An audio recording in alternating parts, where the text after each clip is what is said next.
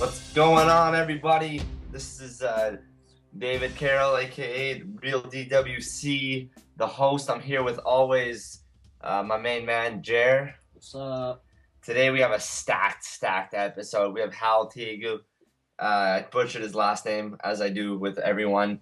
He's calling in right now. He's in Brazil, shooting a documentary. He'll talk to us about that. And then later on in the show, we have Dave Camarillo.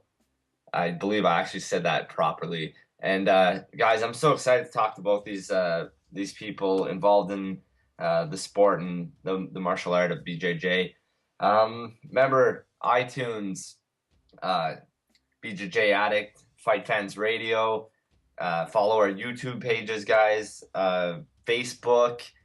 Basically, just like everything we do. You can follow me on Twitter at BJJ Addict. That's the BJJ Addict. Let's just get right into it.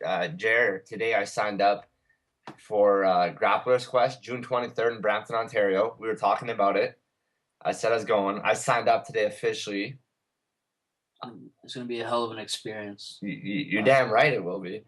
I'm cutting weight as we speak right now. I haven't really cut not eat or drink, but I'm dieting pretty wickedly.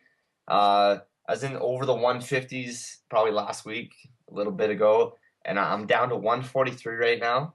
That's what I was 3 weeks ago. And now you're at what? 161. So we're pretty much doing the opposite. Yeah, I took a week off actually. Yeah. You noticed. I did notice. And we rolled today actually. It was my first week back. Yeah. I was tired. Yeah? I saw you gasping for air. Dude, I felt like a fish out of the water. I felt like a shark in water with you. Yeah. But I mean, nothing crazy happened. I didn't even dominate you. So for you taking that time off, now you make me feel like a piece of crap. Thank you. Yeah. Thank you. that's my compliment to you. No, but hopefully this week work. Sometimes life gets in the way of things, but absolutely, you get back on the right page. And then life throws you Dave Camarillo. There you go, and that gets you back to focus. You feel bad if you tell him you haven't trained that much this week. I want to see what his thoughts are on taking a week off. Yeah, we'll actually ask them. So I was thinking those hard rolls we had together today, I think that gave me some more confidence getting ready to coming in Saturday doing the tournament. I think a rolling like that's important. Like we had a good pace going on. Yeah. I was gasping. Like when I was done, I felt like I almost do at tournament roll. Yeah. No. When I went in, you moved. You were fast. I try to very fast. I think the lost weight makes me faster. I feel good. I feel good light. Like I'm almost at 139.9, which sounds like a very small male probably to most people listening, but I don't know. There wasn't any stalling, so it was definitely it was tiring roll. I like those rolls where you're constantly moving as opposed to just chilling. So you don't like someone just holding side on you? No. Me neither. I hate the feeling. And the worst is when someone pulls guard for like 5 minute rounds and just doesn't do anything. I think that's the worst. Because you're not. I'm not gonna say the names, but you gotta to do jiu-jitsu. You gotta do jiu-jitsu. You can't just hold guard and expect a knee bar to come out of nowhere. You gotta work for. You gotta work for your position. I like people with an active guard also, but I don't mind the person scared to open and really holding and kind of going for the basic armbar, because I find in tournaments everyone's pulling or jumping guard, so I'm starting to get used to breathing, relaxing normal, trying to do my thing and just work for a guard break. Yeah. Before I used to really panic in guard, so this is something I've been working on. Speaking on working on things, Mr. Jer, last week we said we were gonna do a couple things. I told everyone I'm gonna start doing some crazy guillotines and working on that all week. And really, I only did it a couple times. I didn't stick with it the whole week.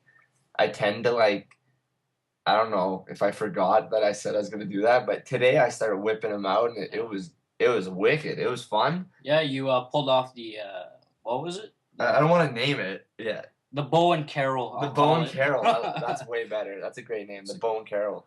It's guillotine. Well, you explain it. It's your move. I'm not gonna explain it yet. Maybe I'll put it on YouTube in a couple years when it's mastered. Yeah. Yeah, it's Bowen Carroll. That's a funny name for it.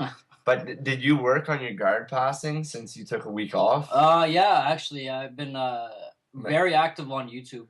Mentally training? Mentally training. I don't think it's the same as actually physically applying the move. Yeah. I mean, I think I learned like 30 guard passes. Yeah, just watching them? Yeah. Applying it, I haven't done it yet. But it's in there. I'm just kidding. No, but seriously though, taking a week off though, do you think it did you some good in a way? I felt because I've had my knee injured. Yeah. And it keeps poofing up. But physically, I felt fine. It's just my cardio was horrible. Yeah, speaking of cardio being horrible, I think you should start doing some circuit training, some strength and conditioning. Conditioning's the main word. Not just you in general, but everyone. Yeah. I got my main man, Jeet Shoes. Check him out on Twitter, guys. You'll know who he is. He did his first circuit with me, and after 30 minutes, he was down for the count a bit. But, he came back and finished strong and did class right after. So I think that's a testament to just how powerful the circuit training is. It makes you feel great. Yeah, I used to do them, actually. Yeah, I did them with you. Yeah, you were getting into beast mode. I felt like the Wilson Hayes come out in you. Yeah, that's true. Well, I got to work on it again because I got called out by, again, Chris Bailey. His name keeps popping up. Chris Bailey _000 on Twitter. Yeah, he said I looked a little chubby. I looked in the mirror and yeah. It was true? My incredibly... Does that even bother you though, seriously? Because, I mean, people see you... the average person would assume you're almost manorexic. That's a man who is anorexic if you don't know what that is. Because you're only like 160. We have such a small stable of people that do jiu-jitsu that anyone we think is 170 is like, oh, they're a tank. You kind of be like, that's a big guy. Yeah. But in reality, even 170 is not that big. Yeah, that's true. So do you feel weird being this weight opposed to when you're walking around in the 30s? Yeah, well... Running, I feel chunkier. Yeah, just a little bit of jiggle in the gut area. There was an ice cream truck, and I was like running for it. No, I'm just kidding. I'd rather walk at 143 because I feel lighter. Yeah. Well, 161, I feel like I'm pretty small, but I'm like what am I? Stocky, so it feels weird. Like my shoulders are bigger. Yeah, you're a stocky dude. It's weird. I don't know. Like Chris Bailey _00. He's tall. Yeah. Well, he's pretty I guess average. Yeah. And he's like 160. I think he said today. Yeah. He's very. To be in the same weight, I'm only like 5'4". Yeah, he's 161 pounds. He's in a good shape, that man. Yeah. So speaking of today's guest, Dave Camarillo.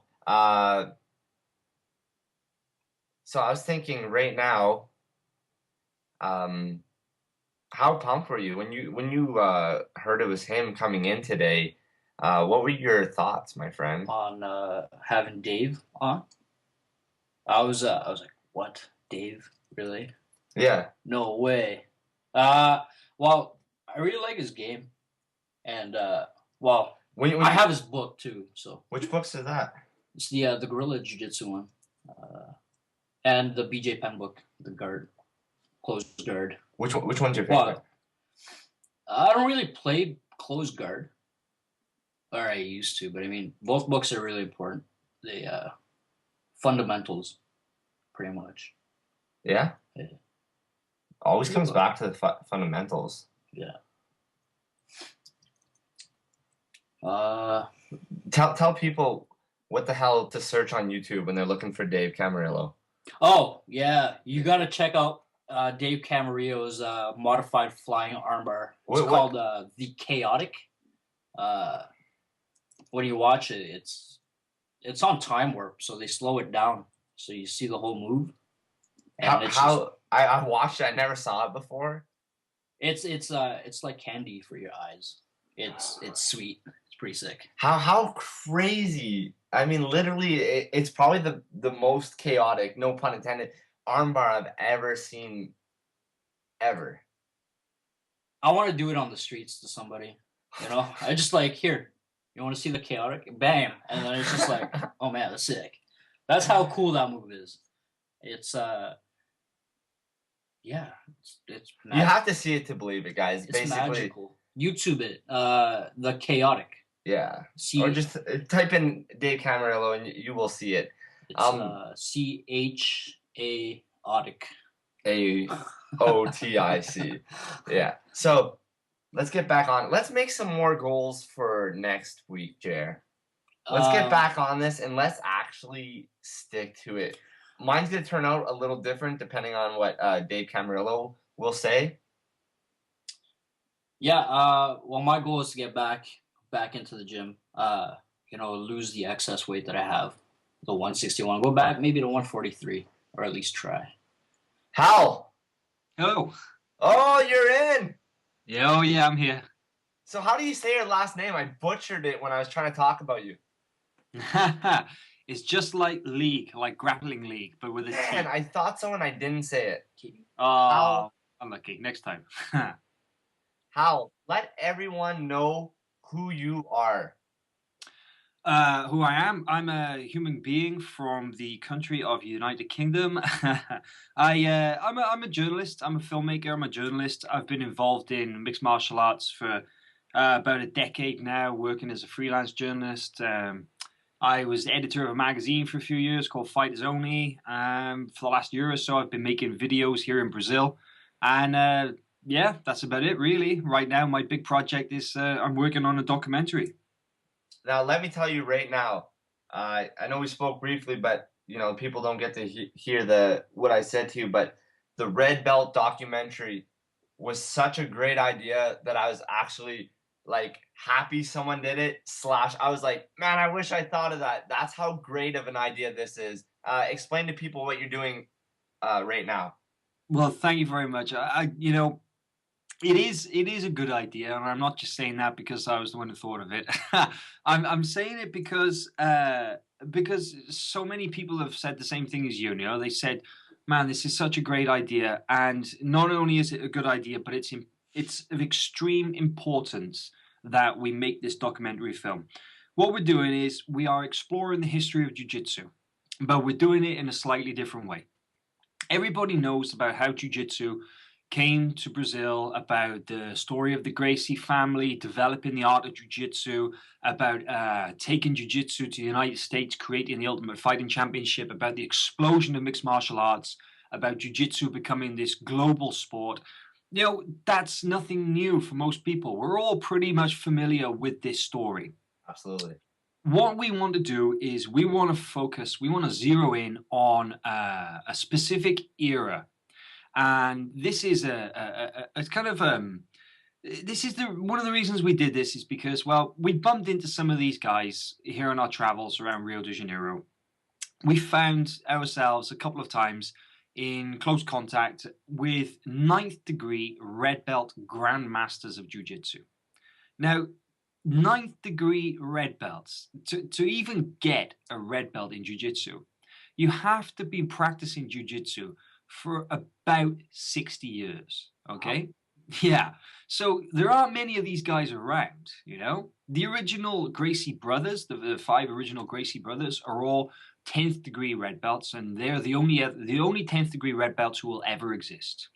And, you know, maybe some of us, especially people who have visited Brazil, maybe have trained with 4th or 5th degree black belts. You know, I train in a couple of gyms where that's not so unusual to see. But I'm still pretty stoked because, you know, back in the UK, it's BJJ is a new sport. We don't come across that many really senior guys. So when we met these 9th degree red belt grandmasters, we were just stunned. You know, these amazing guys just really was so much history to tell. And we thought, man, you know what? Nobody's doing it. We looked to try and find out more about these guys after meeting them because we were like, wow, let's find out a little bit more. And there was nothing. There is very little historical information about Brazilian Jiu-Jitsu outside of the Gracie family, okay? And rightly so. These guys, they deserve the attention because they created the art, they developed the art, they spread the message. But there's a whole lot more to jiu-jitsu than just the Gracie family, right? I agree. I'm glad someone. I actually did try to look up some stuff on it, and like you said, there's nothing out there about some of these people that you'll be covering. No, there's a real lack of historical information. I mean, I'm not just talking in English now, in Portuguese also, right? Even here in Brazil, it's actually difficult to find out that information. I think part of the reason is because a lot of the people here in the jiu-jitsu scene, they kind of take it for granted. It's like, oh, yeah, that guy, yeah, I know him. But one of the other reasons is because these guys are no longer really in the public eye. Most of them are actually retired. A couple of them are semi-retired, but they've all stepped back from the kind of the public eye, and unfortunately they've been mostly forgotten about.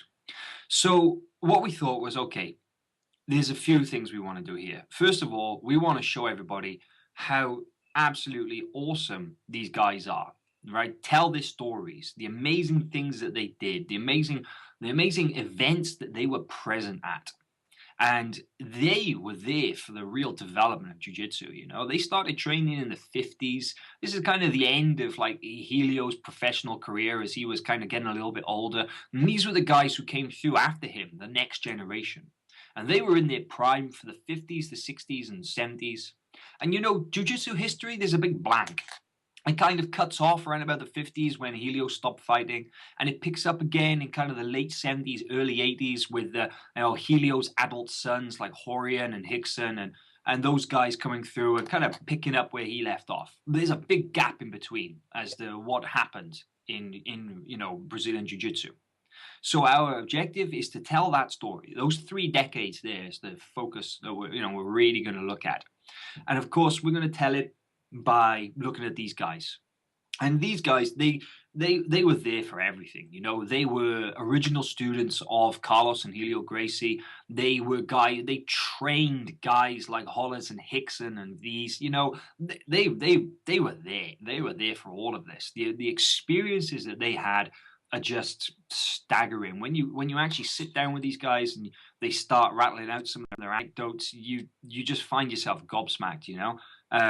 Even some of the preliminary interviews that I've done with some of these guys, I can't believe some of the stuff they're saying to me, you know. It's incredible. So this is what we want to do. We want to get this, we want to save this history, we want to record it, and we want to put it somewhere where everybody can see it. But most importantly, we need to do this because all these guys, they're kind of old, you know. They're like late 70s. Some of them are in, ill health. A couple of them have had serious surgeries and stuff, you know.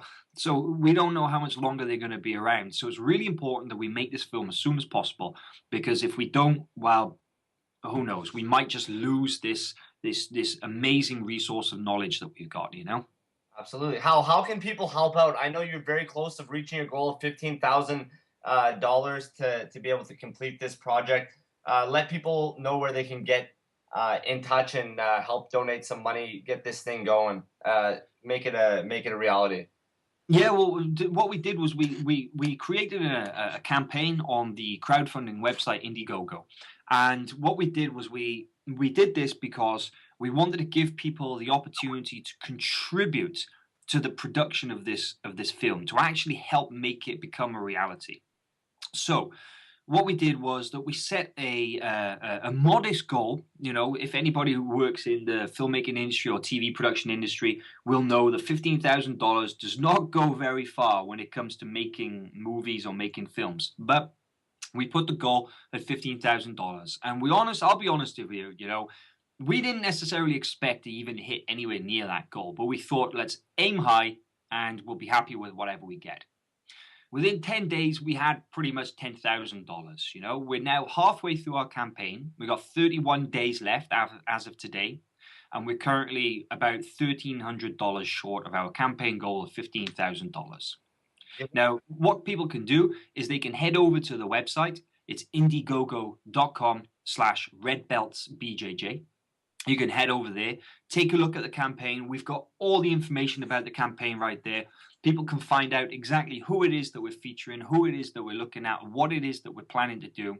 and they can find out about how their money actually helps produce this film. Because what we've done is we've aimed for 100% transparency on this. We want people to know that this money is going into the production of the film, and it's not just going into funding some lavish beach-going lifestyle.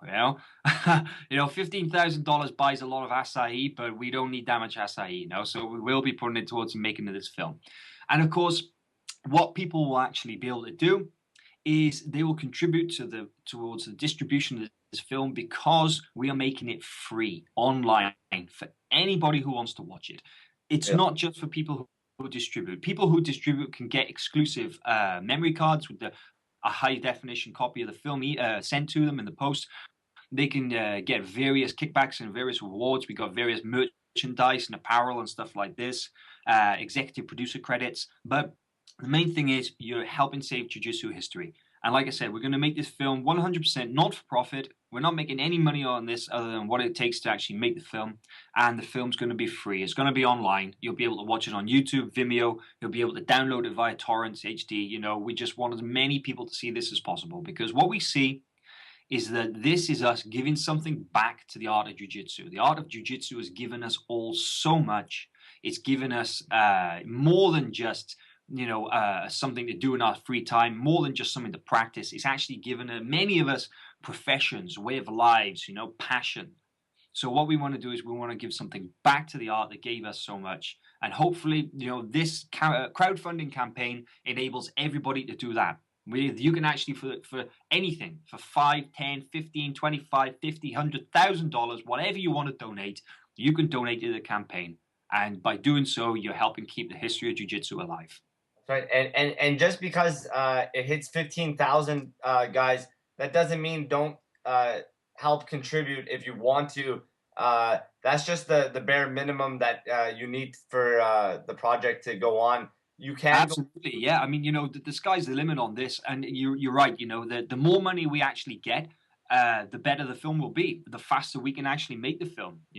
If we have enough money for us to be able to drop all the other work that we're doing, to put all the other projects to one side, the actual stuff that pays the bills, and just focus on the production of this film, man, we could make something really, really special. It's already going to be good.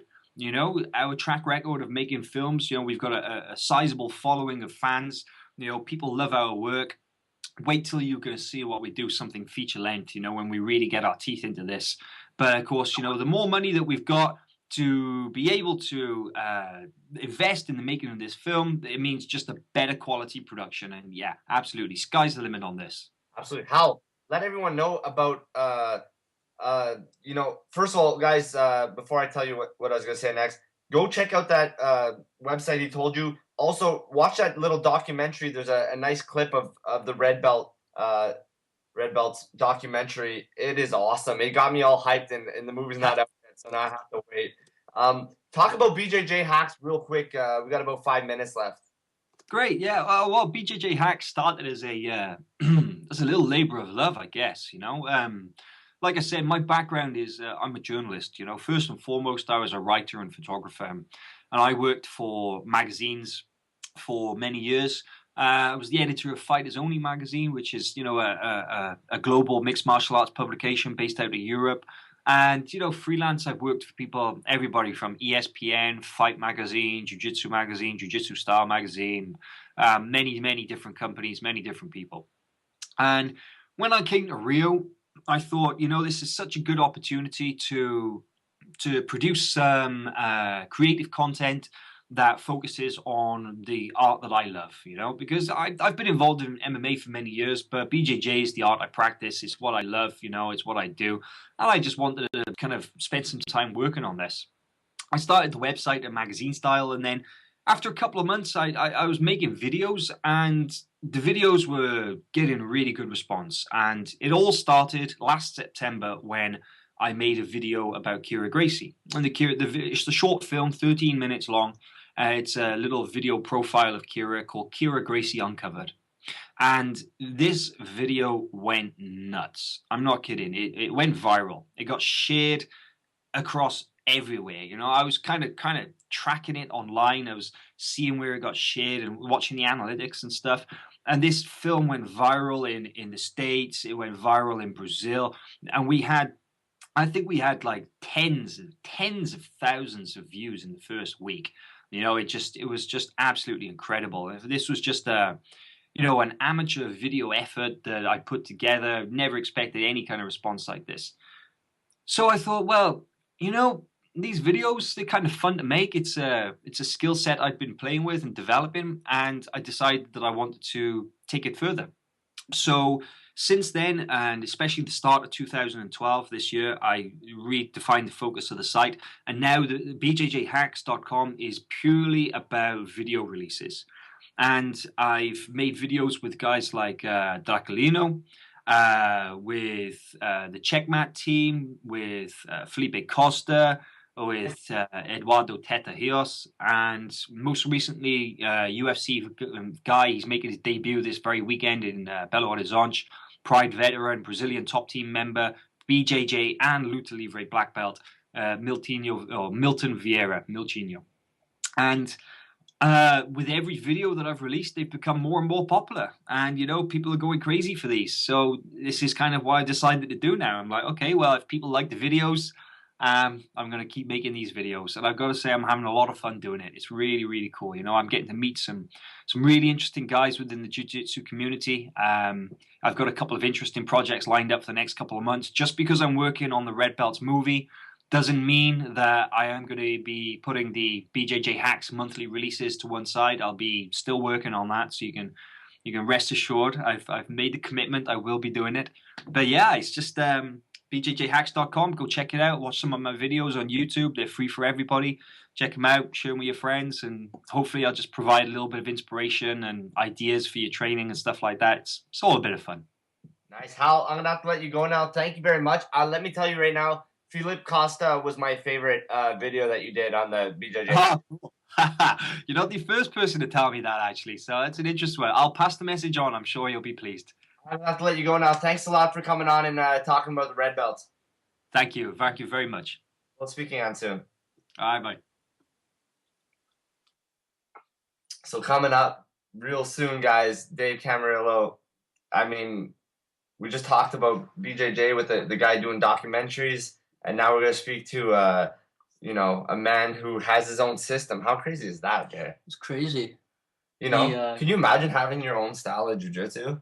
I'm working on it. Are you really? Do you think you could actually develop your own style? No, not right now.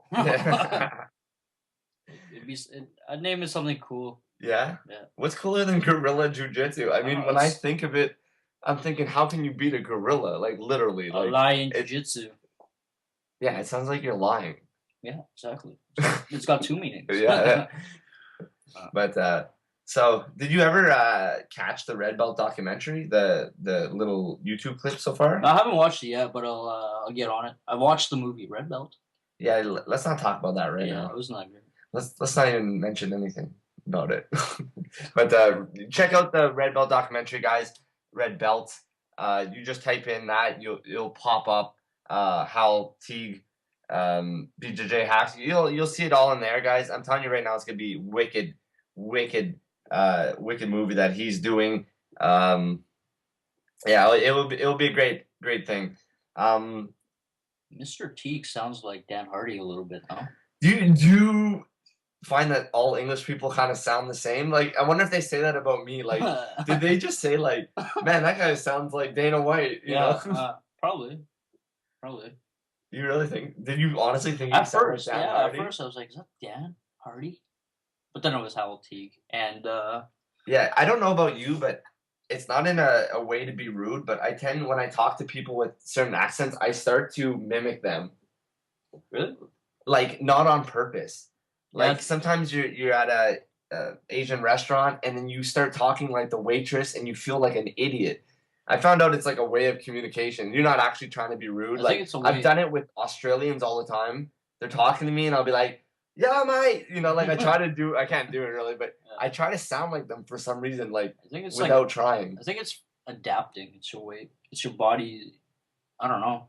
You think, like, I think you're trying to adapt. I think that's what Because I do it too. Make it easier for them to communicate with. Yeah, I think it's the fact that you kind of want to like gain their trust or something. Yeah, but you end up like some people take it like, are you making fun of me? I don't know. I do it too sometimes. Yeah. Remember last week we were talking about saying us or like bowing to people? Yeah. And, like a couple people like I bump into or I'm talking to and they tell me like, yo, that happened to me. Like I bow to people. Yeah. It's so funny like to hear people tell you it in person. Remember, guys, don't be shy.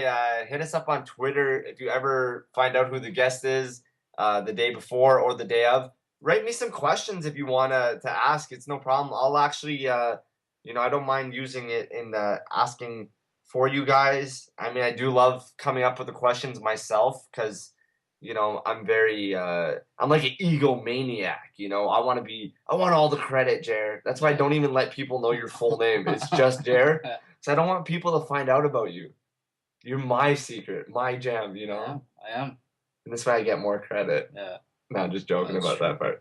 Oh, but speaking of embarrassing moments. Yeah. You know what's embarrassing? When you get caught shadowboxing. Right? Yeah. I'm just thinking back. I was shadowboxing at work, and somebody came in, and they were like, they just gave me the weirdest look. It was awkward.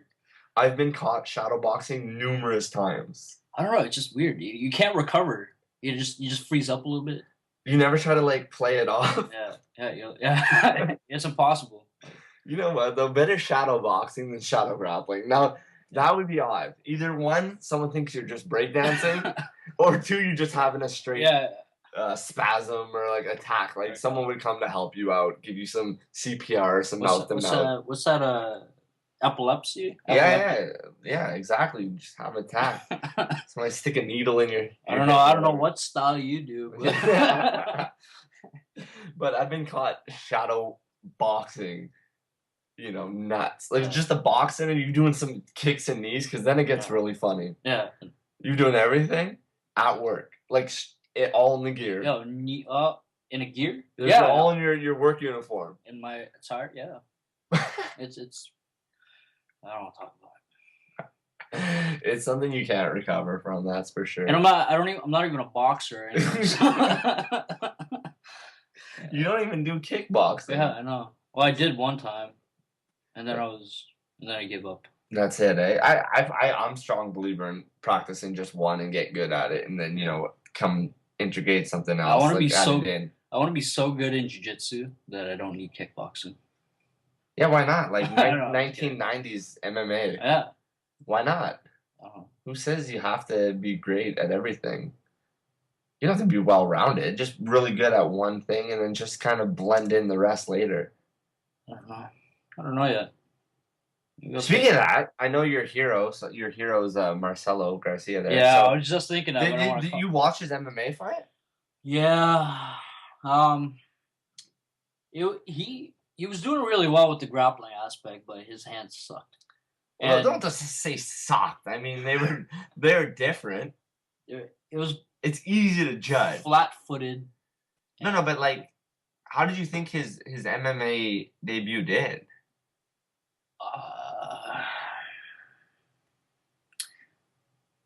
Like he looked like dominant on the ground. Yeah, he was.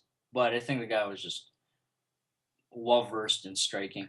Do you think it was kind of a gift that it went the way it did, and he just started focus on BJJ? Yeah, I think again?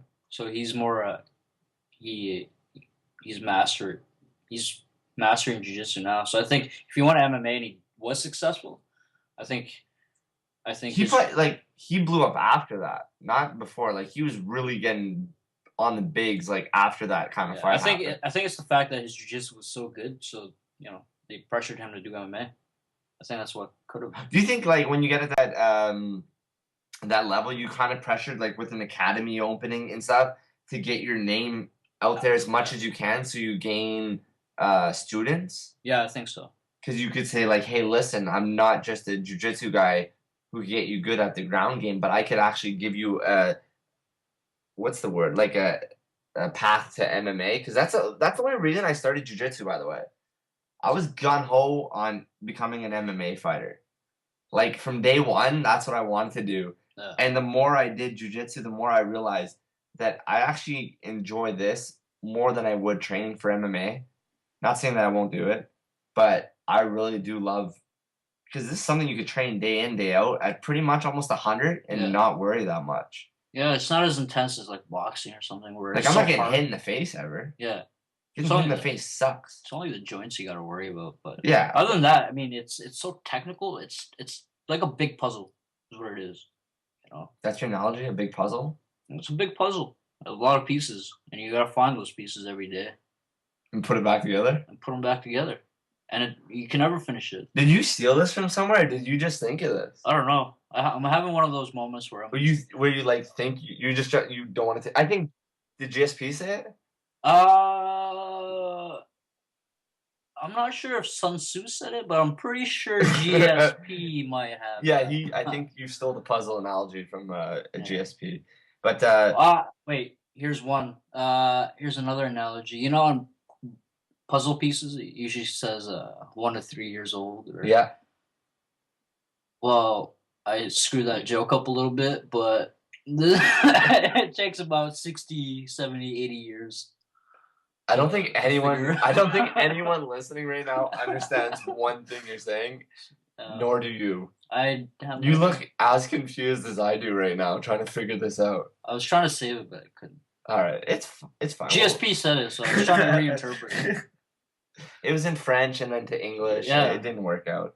But seriously though, I've never heard a puzzle analogy. By the way, just want you to know that. I've heard of chess. Yeah. If I don't know, look up, everyone at home, I'm telling you right now, look up chess quotes, and just wherever the word chess is, replace it with BJJ, and it will blow your mind. I actually started quoting stuff on Twitter and just replacing chess with BJJ, and like I told you guys my secret, but it's mind-blowing how accurate it could be for everything. I tried it with other things like dancing or art. It doesn't work as well as chess for some reason. Is it the one-on-one thing? You know, you have to think, be 2 moves ahead. See, the thing I don't know. I just thought of this. I might be wrong because I'm on the fly, but I'm flowing with the go. The reason I say like it's a puzzle is because you're putting so many pieces. Like you're gaining a piece from, you know, let's say you. Yeah. You might be the answer to one part of my puzzle that I'm gonna put in. Like, oh, I know where this goes. Oh, so it's not really a puzzle every day as much as it is like adding a piece to like your whole puzzle for life in jiu-jitsu. Yeah, man. I like that. Yeah. I think I got a couple. We got something. Next week maybe we'll have a final quote on the puzzle theory. I actually think we should just write our own book together on a puzzle BJJ analogy. Like just straight out put everything into it. Don't say it because then people might do it. Might do it. Well, good point. That's my big problem. I have an idea day book right in front of me, so you know, read what this idea was in the day. Rice Krispie ice cream. May 27th, I thought of that idea. Is it out there? I'm not too sure. Have you ever heard of it? I wouldn't eat it. Well, I'm off topic, by the way. You wouldn't eat it? Rice. Actually, maybe. I don't know. I'm down to try new things. You're a jerk. No, I'm just kidding. I'll try it. By the way, some big news, though.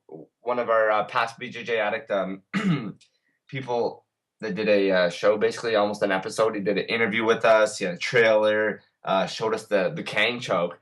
Dennis Kang, he fought in Korea this last weekend on Road FC 8, and he knocked the guy out, got a KO in the first round. So back on a winning streak, like a win, huge things. Because people were talking some mad crap about him. I like Dennis Kang, actually. So they're talking, people are talking shit about him, you know, because a couple of losses. Like, no one's ever lost before. Yeah. This is not boxing. You can't go 41-0 in like your whole life undefeated. Especially like your record does not and should not reflect the person's ability. Not in MMA. It's too hard of a sport to be 500 and be considered a piece of crap. Especially like the times where like what happened during those times. I mean, I don't know if a lot of people take that in.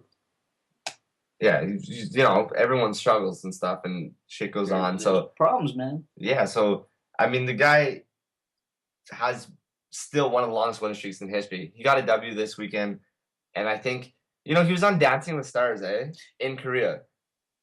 That's where it all like starts to snowball. A couple losses. He was on Dancing with Stars in Korea, and people want to. I seen Cage Potato talk a lot of crap in a write up And I actually hit him up and told him, like, you know, Yeah, I don't think you should dog someone. Your record, okay, if you're 7-7, but your 7 losses have been against former champions, you know, I don't think people should dog you. I think people should look into it a bit more and come up with a clear analogy of why, you know, why is this guy's record the way it is? Well, if people can inflate their records all day. If they're gonna question him, you know, why don't you just go fight him? See how you do. I mean, he's top level, and you know, there's unless you're in there with him. Before seeing, did you know that he was teaching BJJ and actually a very, very good practitioner of Brazilian Jiu-Jitsu? Were you aware of that, or were you like just when you found out about him or MMA, like did you know how good he was at Jiu-Jitsu, or did you assume it's just not even in his game as much? I mean, obviously he had ground game, but did you know that he had a background with Marcus Suarez and the Carlson Gracie team, and obviously American top team, Ricardo de Boria and all those guys? No, I didn't actually know. Yeah. So I didn't know until I looked into it a bit more how diverse and skilled he is at jiu-jitsu. I bought UFC 2010. Yeah. And Dennis Kang is on it. Yeah, he's in the game, yeah. And I keep fighting him. You fight him?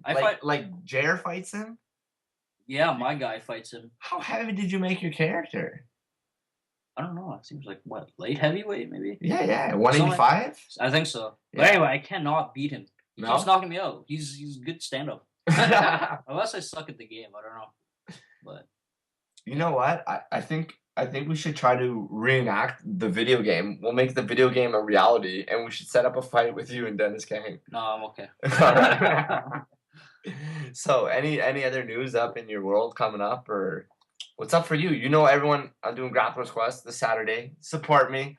You know, show me some love. How about you? What's coming up, man? I want to see you compete. I'm actually gonna slap you in the face. Yeah, I want to. If you don't compete very soon, I want to compete. Like at this point, July 14th. There's a Grappler's Quest. Not a Grappler's Quest. There's a Naga in Montreal, guys. Anyone around this area, Montreal, Quebec, July 14th, there is a Naga. Are you competing? If we put it in and we put it out here on the internet, on this podcast, if we send it out to the world, you're almost locked in. You're committed. Yeah, no. Like, I want to compete, man. Like, how bad? There's nothing like the fear's got to go. I was in that boat. I don't know if it's fear or not, but like I never want to get exposed or whatever. That was my thoughts. No, I love the feeling of competition. Yeah, it's I miss it a lot just because, you know, like I said, like life gets in the way of things, and I'm not training as I did before. July 14th is almost a full 30 days to train. Full 30 days. I gotta get my weight down. Will you at least consider it, Jared? I'll consider it. All right, it's out there, guys. He's considering it. And man, I wanna go on a tear. Yeah. I think I'm ready. Like when I got my blue belt, I competed like my first. Yeah, you did weeks. great, man. I watched your first ever tournament you did as a blue belt, and man, I was like, damn, I did not look that good when I started with my blue. You know, I was getting bombed on basically. That's scary because like when I first competed as a white belt traditional jiu-jitsu, my first tournament ever, it was what, two years ago. Yeah. And the guys I was grappling with at blue belt were still a blue belt to this day. Pardon? Yeah. When I was a white traditional. Yeah. I was a white belt. Yeah. And at that time, the guys that I saw were a blue belt. Yeah. Already. Yeah. So it's like, wow, they've been blue belts for like 2 years now. So yeah, coming in there fresh as a blue, and to have those results, I was happy with it. Yeah. Can you imagine though, like, man, it's scary to think like that we're basically like not nothing or nobody's, but I guess kind of we are. But the fact that there's still purple, brown, black, and like all the stuff that we've acquired already as a blue belt is not even scratching the surface. Do you ever think about that? Like how great of a journey it's been so far, and like how much better it's gonna get. Do you ever think about that? Because I'm not in a rush to get anywhere, but I can't believe that there's still 3 more belts. Yeah, like, I've been doing this for a bit now, and there's still 3 more different, I guess, curriculums just for that belt, right? Yeah. It's one curriculum, but like per belt, there's different moves and different setups and new theories to come up with. So, do you ever think about that? Yeah, we got a long road. It's gonna be definitely. I'm gonna see a lot of things. We're both gonna see a lot of things that are just gonna blow our minds. We haven't seen anything yet. I don't think. Just beginning.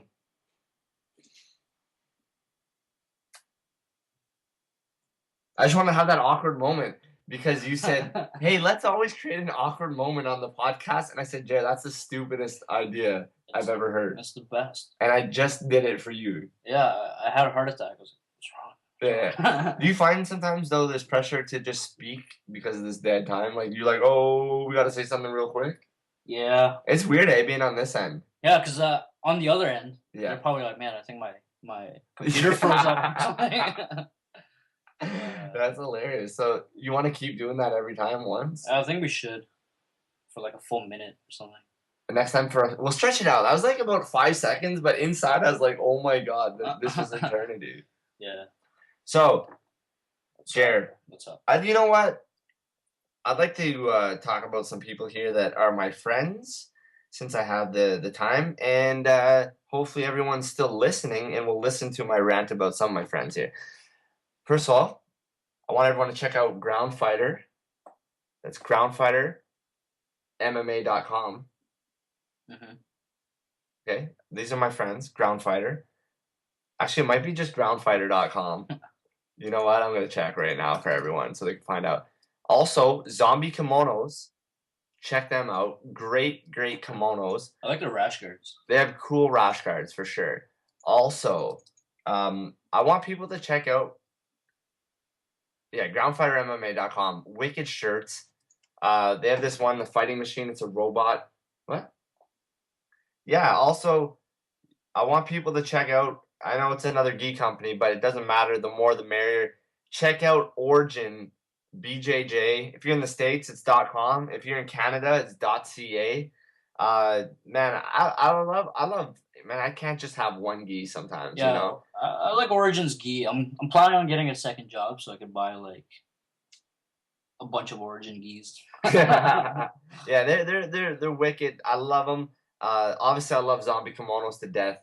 I mean, I've rocked that since I got it, and I'm actually waiting for one to come back my way.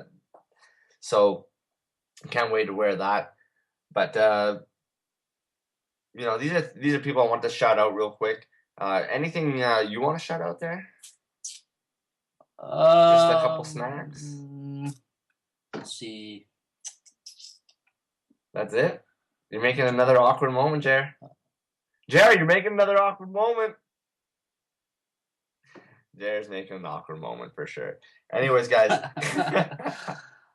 that's it for the people. Like, as far as my friends, I want to give them a little love. Hopefully, actually, upcoming episodes, I would like to get a couple of these people that are owners of these companies. I'm not looking for just BJJ guys. If you want to direct message me on Twitter, the BJJ Addict, you have to be following me. I have to be following you. We could set up some further episodes coming up. I'd like to talk to people involved in the sport, school owners, the difference. Yeah. Something came to mind. What are your thoughts on people talking? When I say talking, I mean like having a full conversation. Yeah. In the middle of a rule. Okay, honestly, when I see it, and I'm like, say I'm taking care of the class for like the last bit just on the rolls. Yeah. I honestly, I get their attention and I tell them this is time to roll. Yeah. So like I tell them, I really make it, I stress it to them. This is not time to sit around and talk. Sometimes I'll make a joke like, hey guys, are you on The View right now? Yeah. That seems to always come out of my mouth. Because you're not on a talk show. Like, I hear things all the time, like bizarre stuff too. And it's not even like... What's the worst that you've heard? Well, obviously, like, people sometimes talk about tattoos. Oh, really? Yeah, like, oh, what's that? What's that say? What's that mean? Speaking of tattoos, I don't have any tattoos. Well, don't get tatted now. Well, people ask me, like, why don't you have a tattoo? And then I tell them carefully, not carefully. I tell them softly, would you put a bumper sticker on a Ferrari? You can see I need a Ferrari. Yeah, would you put a bumper sticker on a Ferrari? I wouldn't put a bumper sticker on My body you. is like a Ferrari. I like that. A very chubby Ferrari. No, but seriously, I've heard weird things along those lines, like, you know, touch hands, give a little pound, bow, ready to roll. I'm like, oh man, did you see that movie? No, especially this is what ticks me off. Like when you're in there, go smash. Like I don't want to talk. Me neither. Yeah, I'm ready to roll like it's a tournament, or I want to be focused now. And like we're talking about, we're trying to get focused. It's hard when someone's talking to you about the latest Waka Flocka song. But no, because you go in there and you have like a certain amount of time before you got to leave. So it's kind of disappointing when, you know, people talk to you. It's just, you know, would you talk to somebody at a tournament? Not really. Yeah, not during the roll. I wouldn't get swept. Actually, one of my tournaments, I was having a conversation with the guy. Yeah. It was for the nationals, and he's like complimenting and whatever. That's awkward though. Yeah, he's like, "Oh, that was a nice sweep." Like, see, that's what I mean. Like, man, shut up. I think it might be part of their game. Yeah. Just to throw you off a little bit. I think so. Because then you don't go so hard, you know. There's no, you have a friendly base, and you don't want to break a guy's arm that you're friends with. But I think stuff like that, when it happens at a tournament, you know, the ref has got to do something about that. I agree. I think they should say shut up and roll. That's what I want to tell people sometimes. Yeah, I agree. I'm in the zone. I want to roll. Don't throw me off by talking about my tattoos or the latest movie. Because you got a 5-minute round, you know. That's it. I got 5 minutes to try to shut you down or do some things. After that, you know, I'm cool. We could talk about last night's, Beverly 90210 Gilmore Girls or something. But, oh my God, that was a funny show you mentioned. Oh wow, you're a sensitive guy if you like that. You know what I watched the other day? Well, I'm gonna cut you off. I'm not even let people guess. I'm not letting you tell. No. Guys, unfortunately, I don't know if you noticed, but Dave Camarillo did not get on this today's episode. Something came up. Obviously, he wouldn't just cancel for no reason. We'll try to get him on next episode. If not, it'll be sooner than later. I had a bunch of questions. We had a bunch of questions. We'll get him to answer it. Hopefully, you still enjoyed the episode, even though it's just obviously, Hal, it was nice for him to talk about his documentary coming up, as well as, basically preserving Brazilian Jiu-Jitsu's history, or maybe actually rewriting it or creating some of it, because, I mean, we didn't know much about it. We still don't until this comes out. It'll help piece together some of other people's puzzles. Jared, I used it. Yeah. Remember to follow us, like us, Facebook, YouTube page, Twitter, the BJJ Addict. You can follow Jer. I'm not going to tell you his Twitter, though. Basically, I can't let this guy outshine me. He has these wicked analogies. He makes these funny jokes about being a Ferrari. Next week, I'm going to write a little bit, say it, and then let you in the room, and you can't hear how good it was. You know? I'm going to have to download it on iTunes and rate it 5 stars. There you go. Please rate our stuff, guys. It'd be much appreciated. By the way, we're also now on Stitcher Radio. What that means is everyone can listen to their shows from their mobiles, not live, but right away after. It'll be on there. This will help a lot of people with some problems or questions they're asking how to listen to us. Thanks to Erica and FightFans Radio for letting us do our thing like always. And shout out to everyone who was listening. Obviously, I want you guys to have a good week, and we'll come back and do it all over again, guys, because this is something we all love to do. BJJ. That's it. Anything you want to say? I think just invent a slogan right now. Yeah.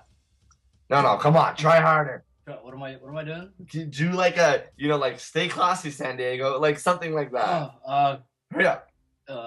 Hang tight, dudes.